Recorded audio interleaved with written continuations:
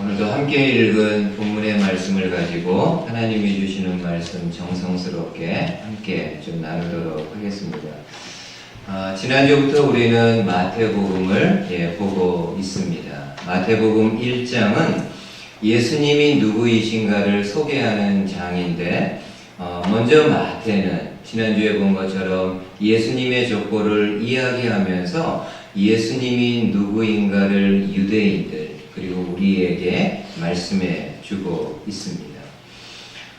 여러분, 유대 사회는 기록을 보니까는 혈통을 중시하는 사회라고 이야기를 합니다. 어느 지파 사람인지 또 누구의 후손인지를 이렇게 중요시 여기는 그런 문화를 가지고 있다고 합니다. 그래서 지금 마태는 오늘 본문에서는 예수님의 부모님이 누구인가를 소개하면서 예수 그리스도가 누구이신가를 간접적으로 설명을 해주고 있습니다. 그래서 오늘 예수님의 부모님을 좀 함께 나눌 텐데, 특별히 마가는 예수님의 아버지인 이 요셉을 중점적으로 우리에게 소개하고 있습니다. 요셉에 대한 말씀을 나누기 전에 한번 잠시 마가복음에 보면은요, 이런 스토리가 있습니다. 한 번은 한 서기관이 예수님에게 와가지고 이런 질문을 합니다. 하나님이 우리에게 많은 계명들을 주셨는데 그 계명들 중에서 가장 큰 계명은 어떤 거냐? 그때 예수님이 이렇게 대답을 해주십니다. 한번 여러분 보세요. 마가복음 12장에 예수께서 대답하시되 첫째는 이것이니 이스라엘아 들으라. 주 곧 우리 하나님은 유일한 주시라. 내 마음을 다하고 목숨을 다하고 뜻을 다하고 힘을 다하여 주 너희 하나님을 사랑하라 하신 것이요. 둘째는 이것이니 내 이웃을 내 자신과 같이 사랑하라 하신 것이라. 이보다 더 큰 계명이 없느니라. 여러분, 예수님은 하나님이 우리에게 주신 많은 계명들, 구체적으로 이야기하면은 한 613가지의 계명들이라고 학자들이 이야기하는데, 많은 계명들이 있는데 이 계명들을 딱 둘로 요약을 해줍니다. 어떤 건가요? 하나님을 사랑하는 계명, 이웃을 사랑하는 계명입니다. 하나님이 우리에게 많은 계명들을 주셨는데 하나님 사랑과 이웃 사랑, 이것이 율법의 전체가 된다라고 말씀을 해주고 있습니다. 여러분, 오늘 우리가 예수님의 육신의 아버지 요셉을 보게 될 텐데, 이 요셉이 참 귀한 거는요, 이 두 가지 신앙에 있어서 나름대로 이렇게 충실한 그런 사람임을 볼 수가 있습니다. 한번 보세요. 먼저는 이웃을 사랑하는 요셉의 모습을 볼 수 있습니다. 요셉은 마리아라는 여자와 약혼을 합니다. 유대 사회에서 약혼은 남녀가 결혼하기 전에 하는 약속으로 정식 결혼 관계는 아니지만은 법적으로는 결혼과 똑같은 구속력을 가지고 있다고 합니다. 지금 요셉과 마리아는 약혼은 했지만은 정식 그 결혼 관계는 아니기 때문에 서로가 동침하거나 서로가 육체 관계를 가질 수는 없습니다. 근데 요셉이 충격적인 이야기를 듣습니다. 오늘 본문 18절 한번 보세요. 18절에 예수 그리스도의 나심은 이러하니라. 그의 어머니 마리아가 요셉과 약혼하고 동거하기 전에 성령으로 잉태된 것이 나타났다. 어떤 사건인가요? 마리아가 임신을 했다. 요셉과 마리아가 약혼한 상태인데 서로 동침하거나 육체 관계를 가질 수 없는 상황인데 마리아가 임신을 했다라는 이런 일이 벌어집니다. 그리고 요셉 입장에서도 요셉과 마리아 서로 이렇게 육체 관계를 가진 적이 없는데 이 마리아가 임신을 했다라는 것은 어떤 의미인가요? 다른 남자와 부정한 일을 저질렀음을 의미한다고 볼 수 있습니다. 여러분, 이때 요셉이 취할 수 있는 방법은요, 크게 두 가지입니다. 하나는 일반 사회법에 따라 가지고 마리아를 고소하는 겁니다. 이 여자가 나와 약혼을 했는데 나를 버리고 다른 남자와 부정한 일을 저질렀습니다. 그리고 그 증거가 지금 이 여인이 임신한 겁니다. 그럼 마리아는 어떻게 됩니까? 빼도 박도 못하죠.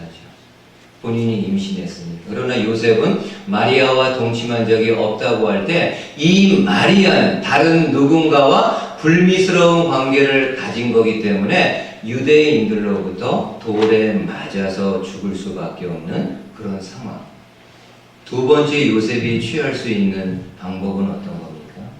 모세의 법에 따라 가지고 본인이 마리아에게 이혼 증서를 써서 주는 겁니다. 우리가 결혼하려고 했던 약혼 이런 거 다 파기합니다. 이혼 증서를 써서 마리아에게 주고 둘만이 조용히 이 관계를 끝내는 겁니다. 그러면 마리아는 이혼 증서를 가지고요, 나중에 다른 남자와 결혼할 수 있는 그런 기회를 얻게 됩니다. 여러분, 요셉이 이 두 가지 방법 중에서 어느 쪽 방법을 택했을까요? 후자의 방법을 택합니다. 19절 말씀 보세요. 그의 남편 요셉은 의로운 사람이라 그를 드러내지 아니하고 가만히 끊고자 하여. 그의 남편 요셉은 의로운 사람이라 그를 드러내지 아니하고 자신과 마리아의 관계를 가만히 다른 누구에게 이야기하거나 고소하지 않고 가만히 끊고자 했다라고 이야기를 합니다. 여러분, 요셉이 바보이기 때문에 이럴까요? 요셉은 마리아가 임신했다라는 이야기를 들었을 때 아무런 분노, 아무런 그런 감정을 느끼지 못하는 사람이 그렇지 않습니다. 제가 본문에서 소개하지 않지만 다른 복음서에 보면은 요셉이 마리아가 임신했다라는 이야기를 듣고 사실을 알았을 때 그 마음속에 분노가 일었다라고 이야기합니다. 만약에 오늘날 그냥 일반 남자 같으면 어떻게 해요? 저와 여러분들 같으면 어떻게 하겠습니까?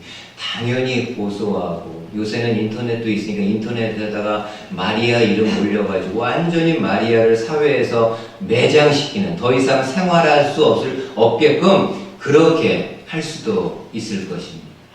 근데 요셉은 어떻게 합니까? 마리아를 아끼고 마리아를 사랑하는 마음, 마리아를 배려하는 마음으로 둘만이 조용히 이 관계를 정리하려고 합니다. 마리아를 사랑하는 마음, 조금 더 넓게는요, 이웃을 사랑하는, 이웃을 배려하는 요셉의 모습을 볼 수가 있습니다. 근데 흥미롭게도 구약에 나오는 또 다른 요셉이라는 이름을 가진 사람이 있는데 그 요셉도요, 똑같은 모습을 우리에게 보여줍니다. 요셉이라는 이름이 괜찮은 것 같습니다. 하여튼가 신구약 이렇게 볼 때. 여러분, 구약에 야곱의 아들들 중에 11번째 아들인 요셉이 있습니다. 근데 하루는 요셉의 나머지 이복형들이 이 요셉을 미디안 상인들에게 팔아버립니다. 어느 날 갑자기 요셉은 그렇게 귀한 집의 그 아들로 이렇게 자라나다가 노예가 돼가지고 애굽으로 팔려갑니다. 그래서 그 애굽에서 뭐 이런저런 너무나도 많은 어려움과 고난과 힘든 시간을 보냅니다. 근데 결국 어떻게 되나요? 하나님이 참 은혜를 주셔가지고 그 큰 애굽 나라의 국무총리, 왕 다음의 자리에까지 올라갑니다. 한 번은 어떤 기가 막힌 일이 일어납니까? 이 요셉의 형들이 애굽 땅을 옵니다. 그 당시 가나안 땅에 큰 기근이 들어서 먹을 양식이 없었는데 애굽에는 많은 양식이 있다라는 소식을 듣고 이 요셉의 형들이 그 가나안에서 애굽 땅까지 와가지고 그 국무총리 요셉의 그 발 앞에 엎드려 있습니다. 요셉이 보니까는 자기 형들입니다. 오래전에 자기를 노예로 팔았던 형들이 지금 와 있는 겁니다. 여러분, 어떻게 하면 좋을까요? 이것처럼 좋은 기회가 어디 있습니까? 내가 당신들 때문에 고생한 거, 내가 당신들 때문에 받은 어려움, 이거 그냥 한꺼번에 다 복수할 수 있는 너무나도 좋은 기회입니다. 근데 우리가 아는 것처럼 요셉 어떻게 합니까? 그 형제들을요, 다 용서하고 품습니다. 뭐라고 이야기하면서요? 당신들이 나를 이곳으로 보낸 것이 아니라 하나님이 우리 가족들, 당신들을 살리기 위해서 나를 애굽 땅에 미리 보내주셨습니다. 그러면서 그 형제들을 용서하고 이렇게 품는 모습을 보게 됩니다.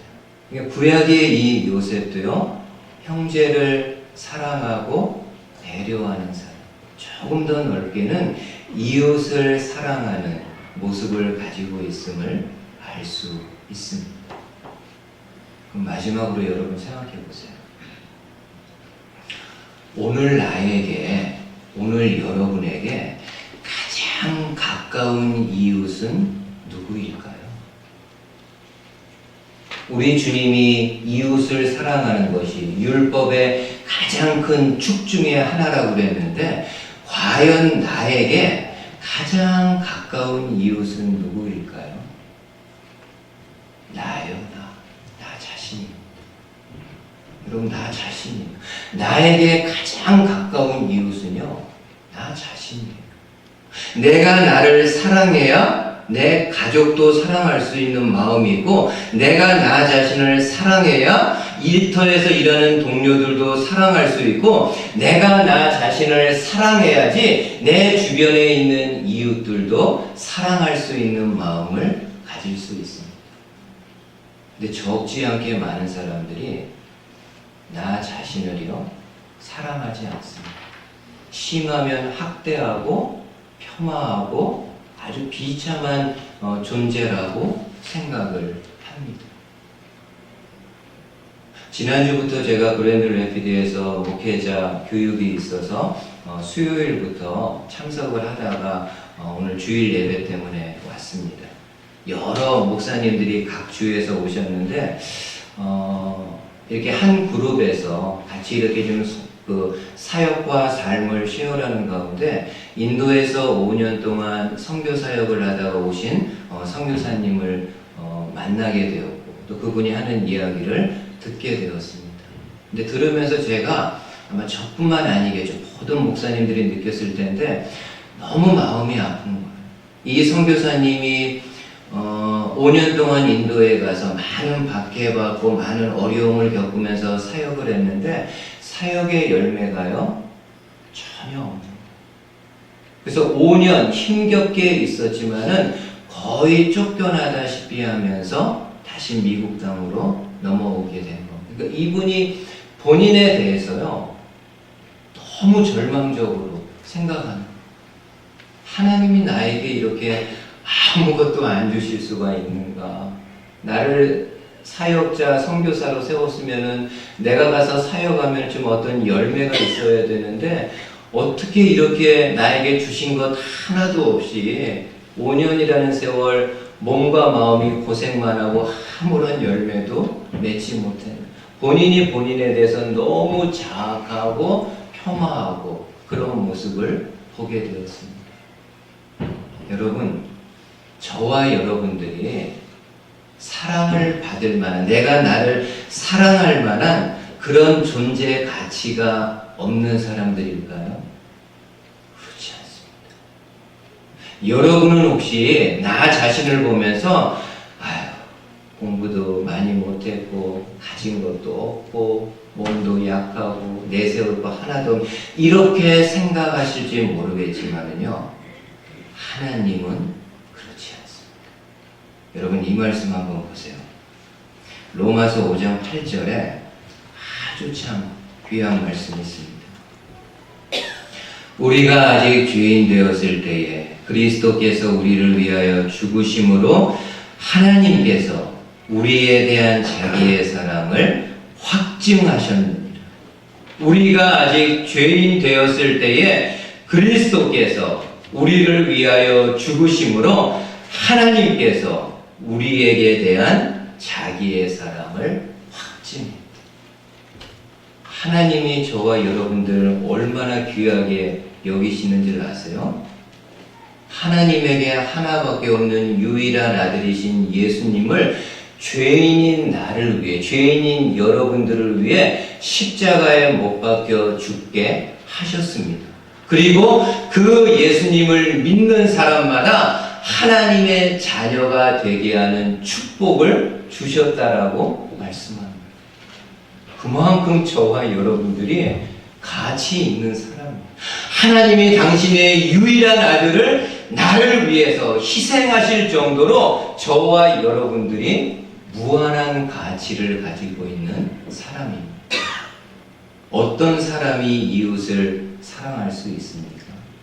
내가요, 나 자신을 사랑할 줄 아는 내가 나를 귀하게 여기고 내가 내 자존감을 높이면서 내가 하나님 앞에서 귀한 사람이라는 믿음과 인식을 가지고 살아갈 때 비로소 내 가족, 내 이웃, 내 주변의 사람들을 사랑할 수 있는 몸과 마음 가질 수 있습니다. 바라기는 저와 여러분들이 많은 사랑할 사람들이 있겠지만은 가장 우선적으로 내가 나 자신을 가장 귀하게 여기고 가장 많이 사랑을 쏟아부을 수 있는 저와 여러분들 되실 수 있기를 주님의 말씀으로 축복을 드립니다. 아멘. 두 번째는 하나님을 사랑하는 요셉의 모습 볼 수 있습니다. 여러분, 요셉의 하나님 사랑은 구체적으로 어떻게 모습이 드러납니까? 하나님의 말씀, 하나님의 계명을 순종하는 모습으로 여러분 오늘 본문에 보니까는 이 요셉이 마리아가 임신했다라는 이야기, 임신했다라는 사실을 알고 많이 힘들어합니다. 당연하죠. 어느 누가 힘들어 안 하겠습니까? 이게 왜 마른 하늘의 날벼락인가? 왜 나에게 이런 일이 생기는가? 요셉이 많이 힘들어할 때 꿈에 요셉이 꿈을 꿀 때 주의 사자가 나타나서 하나님의 말씀을 전해줍니다. 어떤 건가요? 요셉아, 내 아내 마리아 데려오는 거 두려워하지 말라. 마리아가 임신한 거는 너를 놔두고 다른 남자와 불미스러운 관계를 해서 임신한 것이 아니라 성령으로 잉태된 거다. 하나님이 마리아의 몸 안에 하나님의 생명을 주셨다라고 이야기합니다. 그리고 마리아가 아들을 낳을 텐데 그 이름을 예수라 지으라고까지 이야기해 줍니다. 그리고 요셉의 마음에 확신을 더 주기 위해서 내 아내 마리아가 성령으로 이렇게 임신한 거는 갑작스럽게 되어진 것이 아니라 구약의 선지자들이 예언했던 그 말씀이 마리아를 통해서 그대로 성취되는 것임을 이야기해 줍니다. 요셉이 꿈을 잠에서 깨었습니다. 어떻게 했을까요? 이게 무슨 황당한 꿈인가? 이렇게 하고 그냥 스쳐 지나가 버렸습니까? 아니요. 여기 24절 한번 보세요. 24절에 요셉이 잠에서 깨어 일어나 주의 사자의 분부대로 행하여 그의 아내를 데려왔으나 아들을 낳기까지 동침하지 아니하더니 나음의 이름을 예수라 하니라. 한 절의 말씀이지만 요셉이 얼마나 주의 말씀에 온전히 순종하려고 노력하는 사람인가를 알 수 있습니다. 여러분, 우리로 한번 생각을 해보세요. 지금 우리가 요셉과 같은 상황인데 어느 날 잠을 자다가 꿈을 꿨는데 하나님 그 주의 천사가 요셉에게 했던 이야기를 나에게도 이렇게 똑같이 들려줬다라고 생각을 좀 해보십시오. 그럼 우리는 보통 어떻게 생각할 확률이 많습니까? 이게 무슨 황당한 꿈인가? 이게 무슨 황당한 이야기인가?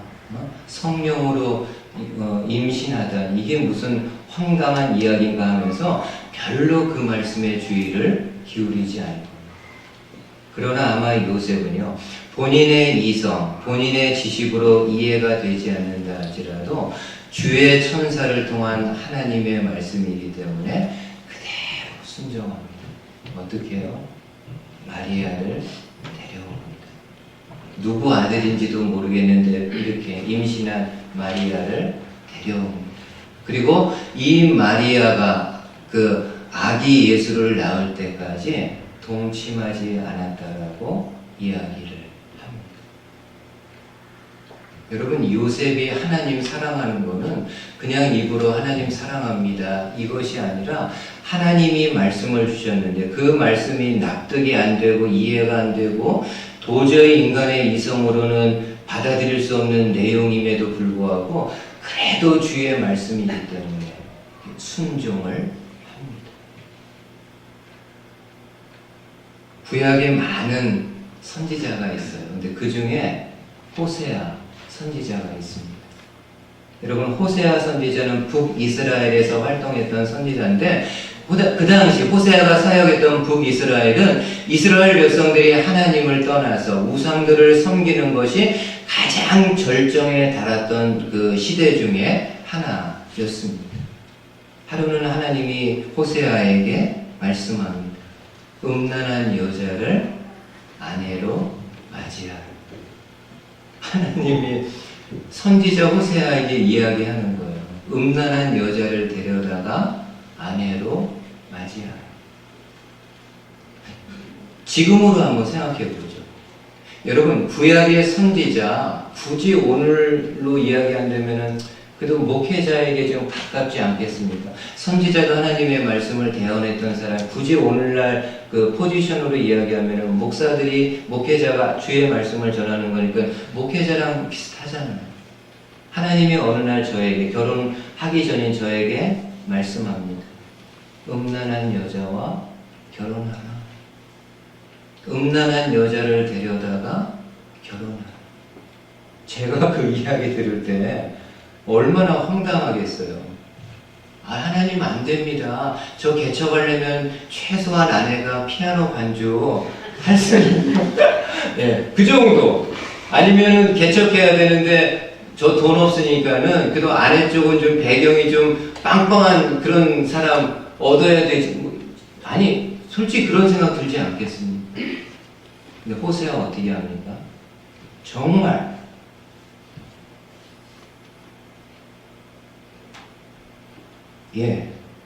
정말 음란한 여자인 고멜을 데려다가 아내로 삼습니다.